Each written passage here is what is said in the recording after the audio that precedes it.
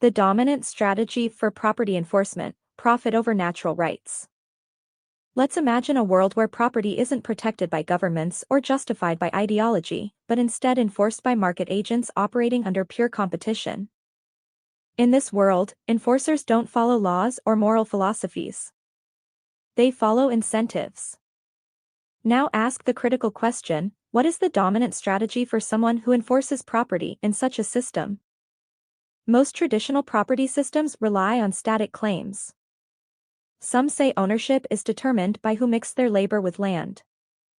Others claim that the first user or purchaser has eternal rights. Some rely on contracts, legal precedent, or even restitution for past wrongs. But here's the problem: these frameworks preserve ownership regardless of how unproductive, destructive, or stagnant that owner becomes. They protect claims, not results.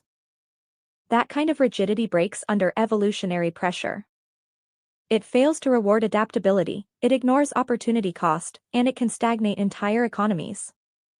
Worse, it opens the door for rent-seeking and hoarding, where property is withheld from those who could use it more efficiently. But what if enforcement wasn't about honoring claims from the past, but instead about optimizing productivity for the future?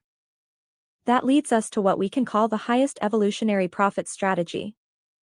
Under this approach, property is enforced in favor of those who generate the greatest long-term value with it.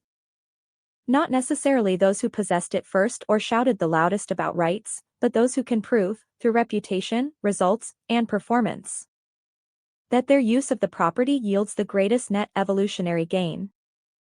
This strategy takes into account the actual productivity generated by the user over time, the reputation of that user in the system, the feedback loops that incentivize future enforcers to prioritize profitable actors, and the cost of defending claims that result in stagnation or loss.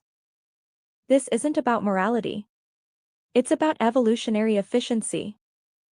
An enforcer who follows this strategy is making a bet, not on who deserves the property by some abstract rule, but on who will maximize long-run evolutionary profit. That means higher output, better systems, greater societal returns, and stronger reputational feedback. It's a strategy that selects not for history, but for results. So while traditional systems enforce ownership, this system enforces output. And in doing so, it aligns incentives across time, rewards real productivity, and adapts dynamically to new information and changing conditions.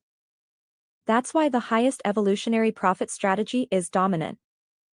It doesn't protect property based on ideology, it protects property based on evolution.